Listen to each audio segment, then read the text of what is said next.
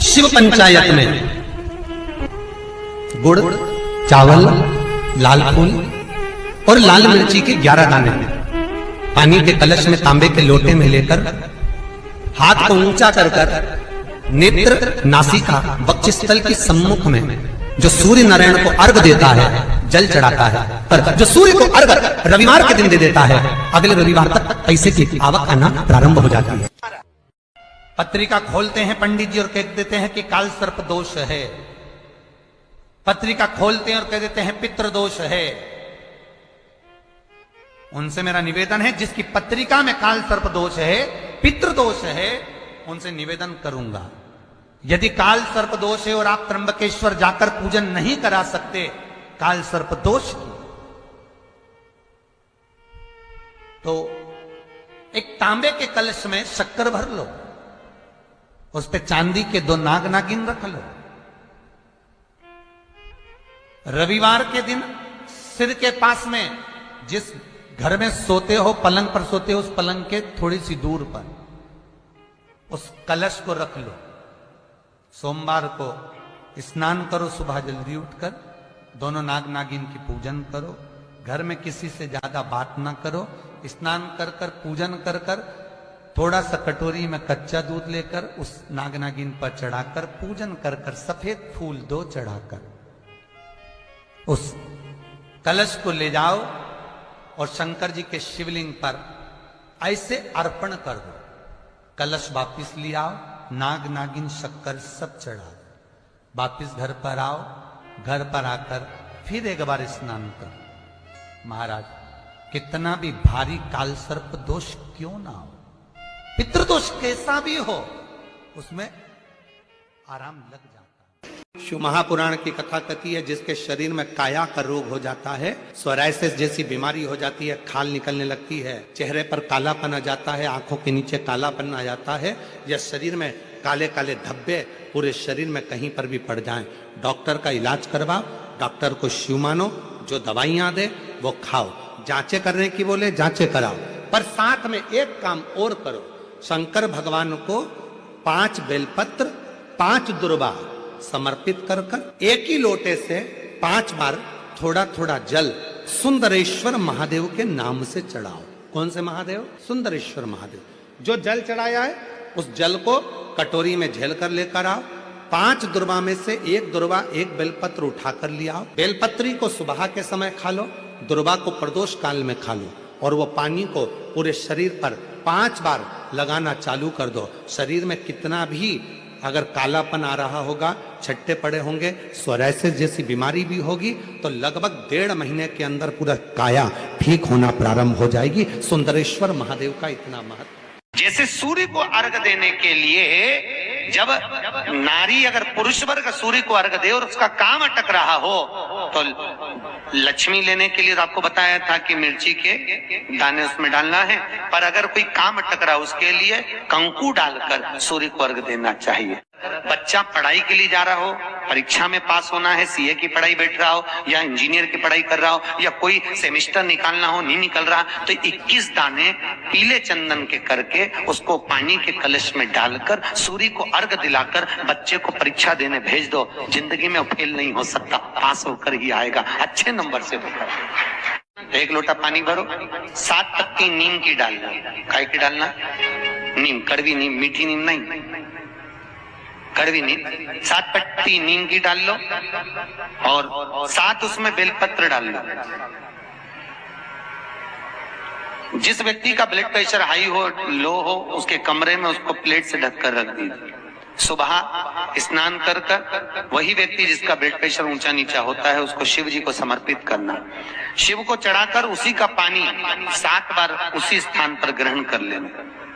व्यक्ति का blood pressure बराबर हो जाता है। एक दिन नियम से कर रहे हो तो 15 दिन कर लो, उसमें बराबर, फिर कभी जिंदगी में ब्लड प्रेशर की बीमारी चली ही जाती है, कोई दिक्कत नहीं है। सूर्य देव को, शिव पंचायत के सूर्य देव को जब हम जल समर्पित करते हैं, तब हमारे जीवन का सारा सुख, रोग मुक्ति, और सबसे मूल यही है कि रोग ना रहे शरीर में। और एक बात और कहिए,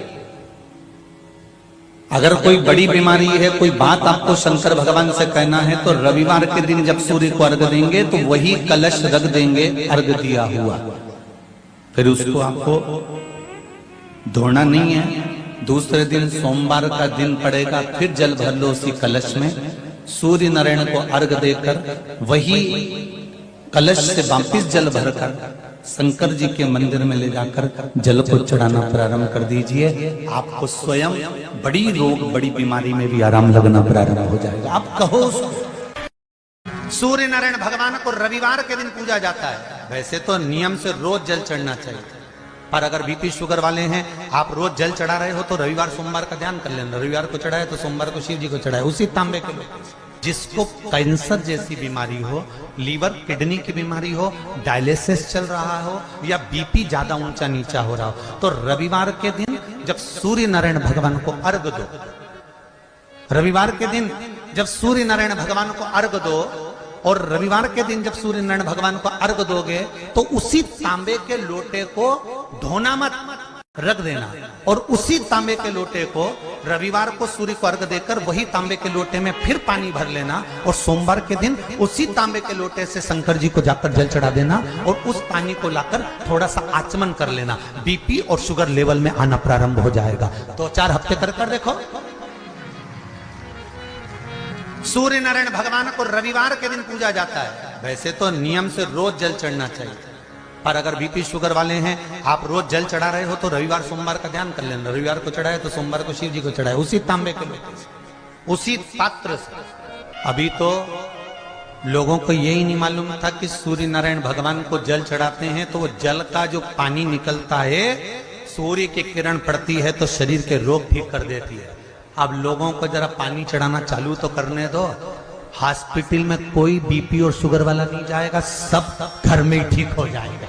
भगवान को जब जल चढ़ाया जाता है, हाथ सिर से 8 इंच की दूरी पर होना चाहिए। जम के बोलिए, सिर से कितना ऊंचा होना चाहिए? 8 इंच ऊपर अपना हाथ होना चाहिए मस्तक से सूर्य को जल चढ़ाते समय। और न चांदी का, न स्टील का, न लोहे का, न प्लास्टिक का, न कांच का, न सोने का कोई बर्तन, न कांसे का, न एल्युमिनियम का, न पीतल का, केवल एक पात्र होना चाहिए, वो है तांबे का। काय का पात्र होना चाहिए? तांबे का पात्र। और सूर्य नारायण भगवान को जब 8 इंच ऊपर तुम्हारा हस्त है, और जब हम सूर्य को जल चढ़ा रहे हैं, कैसे जल चढ़ाना है वो भी समझ लीजिए। अगर कोई कैंसर का मरीज है, जिसके चेस्ट में कैंसर आ गया हो, लेफ्ट में, राइट में कहीं पर कैंसर आ गया हो, या कोई गठान आ गई हो, तो महाराज आप जल चढ़ाते समय उस जल की धार को सूर्य भगवान को जब चढ़ा रहे हो तो धार आपकी गठान की ओर जाना चाहिए, जिससे सूर्य की किरण उस जल में से आपके उस स्थान पर पड़े, उस जगह पर पड़े जहां पर गठान है। महाराज आप लगातार जल तो चढ़ाना चालू करो, अच्छे अच्छे डॉक्टर फेल हो जाएंगे और कह देंगे गठान ठीक हो गई। आपका लीवर और किडनी गड़बड़ कर रहा है, आप प्रतिदिन, आपका स्वास्थ्य गड़बड़ रहता है, आप प्रतिदिन ये ज्योतिष शास्त्र के अंतर्गत, रत्न शास्त्र के अंतर्गत, ये रत्न शास्त्र, ज्योतिष शास्त्र, रंग शास्त्र जो हमारे यहाँ है, रंगों के हिसाब से ये जितने रत्न होते हैं, माणिक हुआ, मोती हुआ, नीलम हुआ, मूंगा हुआ, पुखराज हुआ, ये क्यों कहते हैं ये पीला है, ये सफेद है, ये नीला है, ये लाल है, इसको शरीर में क्यों पहनाते हैं? उसका कारण होता है कि जब शरीर में पहनते हैं, सूर्य की किरण उसमें पड़ती है, हमारे शरीर पर वो कलर का इफेक्ट पड़ता है, उस कलर को शरीर पर लगता है, और शरीर पर लगता है तो हमारा शरीर धीरे धीरे, हमारी जो इंद्रियां हैं वो सही होने लगती हैं, काम सही होने लगता है। तो आप कहते हो ना सब, मैं कौन सा नक पहनूं, मैं कौन सा मोती पहनूं, मैं कौन सा पुखराज पहनूं, मैं कौन सा नीलम पहनूं, वो ज्योतिष शास्त्र के अंतर्गत, रत्न शास्त्र के अंतर्गत जितने रत्न हम पहनते हैं ये केवल उस किरण के लिए ही तो पहनते हैं कि जो सूर्य की किरण मिले, उस किरण का प्रभाव हमारे शरीर पर पड़े। तो इन सबसे अच्छा है कि सुबह शंकर भगवान का नाम लो, तांबा का लोटा में जल भरो, 8 इंच ऊपर सिर से हाथ होना चाहिए, और सूर्य नारायण भगवान का दर्शन साधारण नहीं, जो जल तुम चढ़ा रहे हो वो जल की जो धार आ रही है उसमें सूर्य का दर्शन होना चाहिए, तो कैंसर की बीमारी कभी नहीं हो सकती। लीवर, किडनी, हार्ट, आपके हार्ट में अगर तकलीफ है, डॉक्टर ने कह दिया कि इसमें नस चोक है, आपको कहीं ना कहीं छल्ला डलेगा, आपको कह दिया इसमें कुछ ना कुछ प्रॉब्लम आ रही है, आप सूर्य को अर्घ देना चालू कर दो, सूर्य को जल चढ़ाना चालू कर दीजिए। आप सूर्य को जल चढ़ाओ, वो जल की जो तरंग आ रही है, वो जल जो निकल कर जा रहा है, उसकी जो किरण आपके हृदय पर, आपकी छाती पर पड़ रही है, नाड़ियों में पड़ रही है, नसों में पड़ रही है, उसका बल देखो तो सही। 1 महीना लगातार चढ़ाओ, तो 15 दिन 20 दिन कर तो देखो। क्यों राम जी महाराज जल चढ़ाते थे, क्यों भगवान कृष्ण जल चढ़ाते थे सूर्य को, क्यों दशरथ जी महाराज जल चढ़ाते थे, क्यों कश्यप ऋषि जल चढ़ाते थे सूर्य को, सारे 33 कोटि देवता, सारे ऋषिवर, साधु संत सन्यासी तपस्वी साधक उपासक सब भगवान सूर्य को अर्घ दिया करते थे। क्यों देते थे, किस लिए?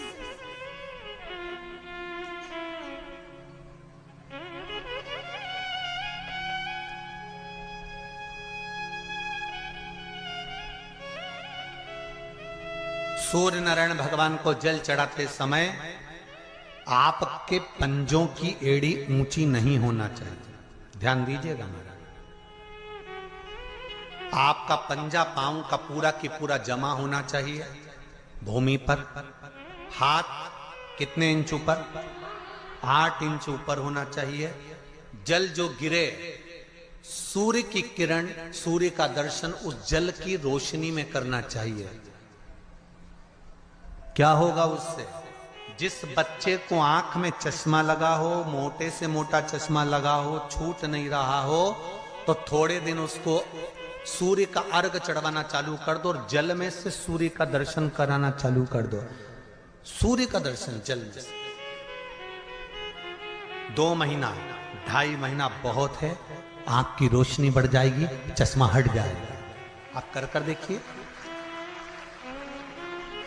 अब एक प्रश्न और खड़ा होता सूर्य को अर्घ देने का। गुरुजी, पंचदेव पंचायत में सूर्य नारायण भगवान शंकर की पंचायत में हैं। सूर्य नारायण को हम फ्लैट में रहते हैं, हम फ्लैट के अंदर रहते हैं, तो हम फ्लैट में रहते हैं, हमारे यहाँ अगर छज्जा नहीं है, हमारे यहाँ जगह नहीं है, तो हम सूर्य को अर्घ कैसे दें? तो महाराज खिड़की तो होगी, अगर घर में फ्लैट में पानी ढुलेगा और आप लोग नहीं समेट सकते तो एक बाल्टी रख लो, एक पात्र रख लो, पर सूर्य नारायण भगवान को अर्घ देकर रोशनी शरीर पर पड़ना चाहिए। जिंदगी में कभी कोई बड़ी बीमारी नहीं आ सकती। कितने लोग देते हैं सूर्य को अर्घ? जरा हाथ उठाओ। बहुत बढ़िया, बहुत जोरदार। पुरुष लोग भी देते हैं ना, चाहे बच्चे से बच्चा हो, बच्चों के हाथ में भी 1 लोटा पानी पकड़ाओ। घर में छोटे बच्चे हो ना, उनको तांबे का लोटा दो, पानी दो, जा बाहर खड़े हो जा, 1 लोटा पानी चढ़ा के। पहले दिन आप स्वयं बच्चे के साथ बाहर खड़ी हो, ओटले पर, घर के बाहर खड़ी हो, छत पे खड़ी हो या घर के बाहर खड़ी हो, और बच्चे से कह लो चढ़ाओ बेटा, देखो ऐसा हाथ 8 इंच ऊपर करिए, तांबे का लोटा लेकर पानी धीरे धीरे डोलना है। जैसे वो स्लो मोशन के सीन नहीं होते नाटक में, ये एकदम धीरे धीरे धीरे, बस नहीं तो मालूम पड़े छोरा छोरी एक साथ उंडेल के अंदर नहीं। जल चढ़ाते समय उस पानी में से सूर्य की किरण पड़ना चाहिए, सूर्य की किरण। एक बात और कहना चाहूंगा, अगर आप लोग स्वीकार करेंगे तो, अगर कहीं आपको लगता हो कि बच्चा पढ़ने में कमजोर है, विद्या में कमजोर है, रिजल्ट अच्छा नहीं आ रहा, पढ़ने में कमजोर है, वो पढ़े अपनी जगह पढ़े, वो कार्य करे अपनी जगह करे, मेहनत करे अपनी जगह करे। बच्चों को कह दो कि कुछ समय के लिए सूर्य को अर्घ देना चालू कर। सूर्य की किरण जहां पर ब्राह्मण या हिंदू धर्म का व्यक्ति मस्तक पर तिलक लगाता है, भुकुटियों के बीच में उस सूर्य की किरण इस भुकुटी के बीच पड़ना चाहिए, परंतु पानी कम से कम ना करते हुए स्लो मोशन में धीरे धीरे गिरना चाहिए, एकदम धीरे धीरे। तो यहां एक रेखा सूर्य की किरण से पड़ती है। हम आपसे भी कहते हैं, प्रतिदिन जब सूर्य डूब रहा हो, चंद्र उदित हो रहा हो, प्रदोष का जब समय हो, उस प्रदोष काल में आप भी शिव का स्मरण करो। अभिषेक नहीं कर सकते तो स्मरण करो। स्मरण कैसे?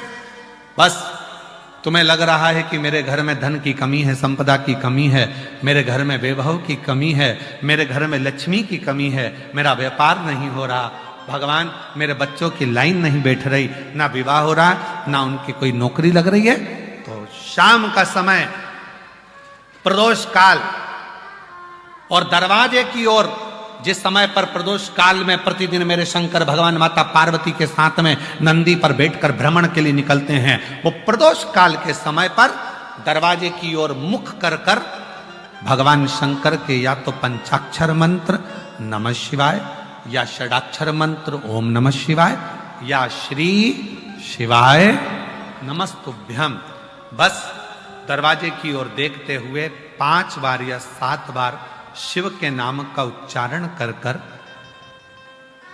हे कुबेर भंडारी, हे कुबेरेश्वर महादेव, आपने लक्ष्मी को भी लक्ष्मी दी है, आपने कुबेर को भी लक्ष्मी दी है, कृपा करो मेरे घर में भी लक्ष्मी और वैभव दीजिए। झोली पसार कर नमः शिवाय श्री शिवाय नमस्तुभ्यम कहकर उस झोली को वापिस अपनी ओर गिराओ। आप लगातार 2 महीना 3 महीना आप प्रदोष काल में शाम के समय भगवान शंकर जब रोज प्रतिदिन पार्वती और शिव जी निकलते हैं भ्रमण पर, उस समय पर आप रोज जब भगवान से निवेदन करोगी तो एक ना एक दिन मेरा भोले बाबा तुम्हारी झोली भर ही देगा। अब इसमें तुम्हारा धन लगा क्या? जम के बोलो जरा। इसमें तुम्हारा पैसा लगा क्या? इसके लिए तुम्हें कभी मंदिर जाना पड़ा क्या? इसके लिए तुम्हें कहीं जाना पड़ा क्या? नहीं, इसमें केवल समय का ज्ञात करना है कि शाम का समय प्रदोष काल का जो समय है, उस प्रदोष काल के समय में, और थोड़ा सा आगे पीछे भी हो जाएगा ना तो चलेगा। यह नहीं सोचना कि प्रदोष काल के समय पर मुझे मालूम नहीं पड़ा, ये समय निकल गया, मैं काम में लगी थी उसमें। प्रतिदिन नियम बनाओ, प्रतिदिन श्री शिवाय नमस्तुभ्यम, श्री शिवाय नमस्तुभ्यम, श्री शिवाय नमस्तुभ्यम, श्री शिवाय नमस्तुभ्यम। प्रतिदिन प्रदोष काल में भगवान शिव के नाम का उच्चारण करना प्रारंभ करो। जब विशेष शरीर में अगर कोई रोग उत्पन्न हो जाता है, बहुत शरीर के अंदर अगर कोई बहुत बड़ी बीमारी हो जाती है, बहुत बड़ा रोग हो जाता है, बहुत तकलीफ होने लगती है, बहुत तकलीफ। डॉक्टर ने कह दिया कमर का गुरिया खसक गया, डॉक्टर ने कह दिया तुम नीचे नहीं बैठ पाओगे, डॉक्टर ने कह दिया तुम्हारी ये हड्डी बढ़ गई है, यह हड्डी का ऑपरेशन करना पड़ेगा। डॉक्टर से जांच करवाते रहो और साथ में एक प्रयोग करते रहो। जैसे ये जलाधारी है, ये शिवलिंग है, यहां से पानी नीचे बहता है, थोड़ा समझिएगा। ये जलाधारी है, ये पानी बहने का स्थान जलाधारी का, ये पीठी का, संपूर्ण पीठी का ये शिवलिंग। डॉक्टर कह दे कि ऑपरेशन की जरूरत पड़ रही है और तुम्हारा गुरिया खसक गया या तुम्हारी हड्डी बढ़ गई या तुम्हारी हड्डी का रोग बढ़ गया, ये शिवलिंग पर आप भगवान देवादिदेव महादेव को जल चढ़ाएं और जल चढ़ाने के बाद जो जल यहाँ बहकर आता है उस स्थान पर अगर जल चढ़ाया भी नहीं है तो जहां से पानी नीचे की ओर गिर रहा उस स्थान पर गणेश, कार्तिकेय, अशोक सुंदरी वाली जगह से जब जल नीचे की ओर गिरता है उस स्थान पर अपना हाथ लगाकर बस कुछ देर तक उस हस्त कमल को उस स्थान पर लगाएं और भगवान शंकर का पंचाक्षर मंत्र नमः शिवाय या षडाक्षर मंत्र ओम नमः शिवाय या श्री शिवाय नमस्तुभ्यम भगवान का मंत्र का उच्चारण करें। यदि महामृत्युंजय मंत्र का स्मरण आता हो तो महामृत्युंजय मंत्र का स्मरण करें। हाथ का स्पर्श कर कर मार्कंडे बाबा का स्मरण कर कर और उस हाथ में ही थोड़ा सा जल झेलकर नंदी के पास बैठकर उसका आचमन करें। 20 से 22 दिन तक ये आचमन चालू रहने दो और 20 दिन के बाद फिर जांच करवाओ। धीरे धीरे शरीर की गुड़ियां काम करना प्रारंभ करेगी, हड्डी काम करना प्रारंभ। शिव तत्व को प्राप्त, भगवान ओघड़दानी को प्राप्त।